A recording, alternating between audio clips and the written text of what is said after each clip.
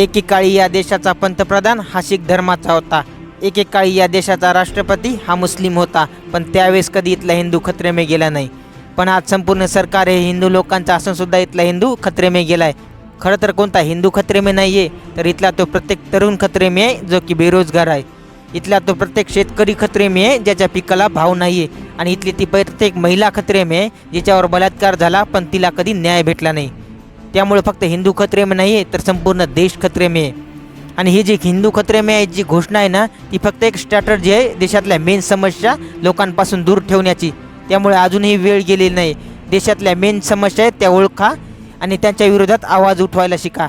आणि लक्षात घ्या, खरा देशद्रोही तो नसतो जो बाहेरून देशाला नष्ट करतो, तर खरा देशद्रोही तो असतो जो देशात राहून सुद्धा भ्रष्टाचाराविरोधात आवाज उठवत नाही। त्यामुळे अजूनही वेळ गेली नाही, आवाज उठवायला शिका, नाहीतर तुमचा आवाज एक दिवस बंद केल्याशिवाय राहणार नाही।